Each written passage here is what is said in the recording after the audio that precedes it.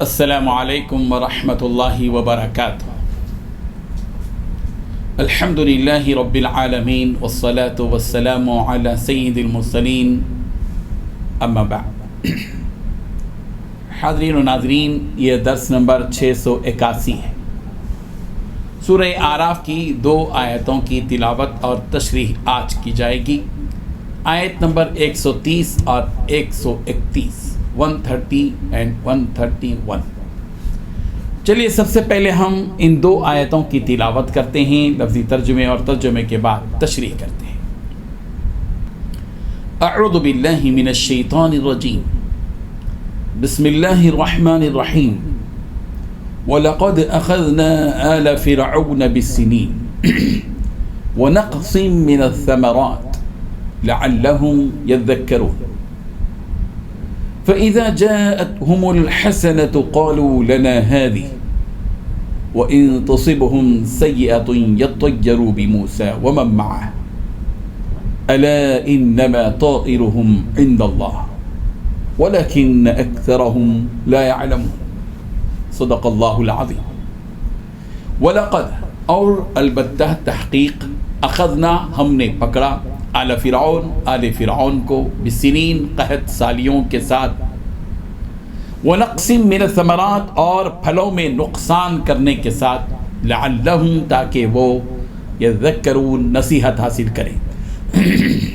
فاذا پھر جب جاءتہم آتی ان کے پاس، الحسنہ بھلائی، قالوا تو کہتے، لنا ہمارے لیے ہی ہے، ہذہ یہ، وَإِنْ اور اگر تصیبہم پہنچتی انہیں سیئۃ کوئی برائی، یطیروا تو وہ نحوست پکڑتے، بموسیٰ موسیٰ کے ساتھ، ومن معہ اور ان لوگوں کے ساتھ جو ان کے ساتھ تھے۔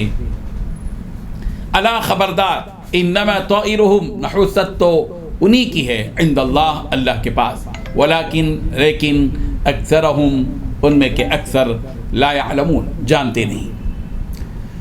ترجمہ یوں ہے، اور ہم نے فرعونیوں کو قحطوں اور میووں کے نقصان میں پکڑا تاکہ نصیحت حاصل کریں، تو جب ان کو آسائش حاصل ہوتی تو کہتے کہ ہم اس کے مستحق ہیں، اور اگر سختی پہنچتی تو موسیٰ اور اس کے رفیقوں کی بدشگونی بتاتے۔ دیکھو ان کی بدشگونی اللہ کے ہاں مقدر ہے، لیکن ان میں اکثر نہیں جانتے۔ ان 2 آیتوں میں 5 باتیں بتائی گئی ہیں۔ پہلی بات، ہم نے فرعون کے لوگوں کو قحط سالی اور پیداوار کی کمی میں مبتلا کیا تاکہ ان کی تنبیہ ہو۔ دوسری بات، مگر نتیجہ یہ ہوا کہ اگر ان پر خوشحالی آتی تو وہ کہتے یہ تو ہمارا حق تھا۔ تیسری بات، اگر ان پر کوئی مصیبت پڑ جاتی تو اس کو موسیٰ اور ان کے ساتھیوں کی نحوست قرار دیتے۔ چوتھی بات، یہ تو خود ان کی نحوست تھی جو اللہ کے علم میں تھی۔ پانچویں بات، لیکن ان میں سے اکثر لوگ نہیں جانتے۔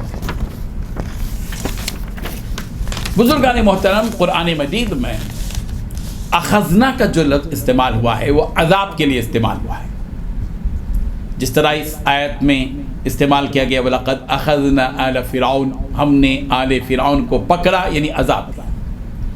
سورہ ہود کی آیت نمبر 102 میں بھی یہی لفظ عذاب کے لیے استعمال کیا گیا ہے، وَكَذَلِكَ أَخْذُ رَبِّكَ إِذَا أَخَذَ الْقُرَى وَهِيَ ظَالِمَةٌ إِنَّ أَخْذَهُ أَلِيمٌ شَدِيدٌ، اور آپ کے رب کا پکڑنا اسی طرح ہے جب وہ بستیوں کو پکڑتا ہے جبکہ وہ ظالم ہوں، بے شک اس کا پکڑنا دردناک ہے، سخت ہے۔ یعنی تمہارے رب کا عذاب اسی طرح ہے جب وہ بستیوں کو عذاب دیتا ہے جبکہ وہ ظالم ہوں، بے شک اس کا عذاب دردناک اور سخت ہے۔ بہرحال یہ بات تو ہم نے تمہیدی طور پر بتائی کہ اخذنا کا لفظ جو استعمال کیا جاتا ہے وہ عذاب کے لیے ہے۔ سرزمین مصر جہاں قبطی قوم آباد تھی، جس پر فرعون کی بادشاہت تھی، یہ فرعون اور فرعونی خوب عیش و عشرت میں اور آرام و راحت میں زندگی بسر کر رہے تھے۔ حضرت موسیٰ علیہ السلام کو اللہ تبارک و تعالیٰ نے ان کو راہ راست پر لانے کے لیے بھیجا۔ حضرت موسیٰ علیہ السلام نے ان سب کو دعوت دی، مگر فرعون اور فرعونیوں نے صاف انکار کر دیا۔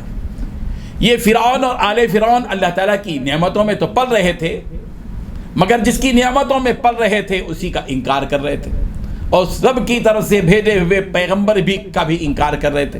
حضرت موسیٰ علیہ السلام جس برادری میں پیدا ہوئے تھے، یعنی بنی اسرائیل، ان بنی اسرائیل پر یہ فرعون اور آل فرعون ظلم و ستم ڈھا رہے تھے۔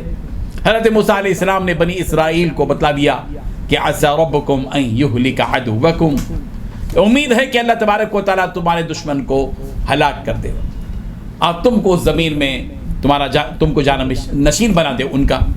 اب اسی ہلاکت کی گویا اللہ ابتدا ہو رہی ہے، جس کا تذکرہ اس آیت میں کیا گیا ہے کہ وَلَقَدْ أَخَذْنَا آلَ فِرْعَوْنَ بِالسِّنِينَ وَنَقْصٍ مِّنَ الثَّمَرَاتِ لَعَلَّهُمْ يَذَّكَّرُونَ، کہ ہم نے فرعون والوں کو قحط سالی کے ذریعے اور پھلوں میں کمی کے ذریعے پکڑ لیا تاکہ وہ نصیحت حاصل کریں۔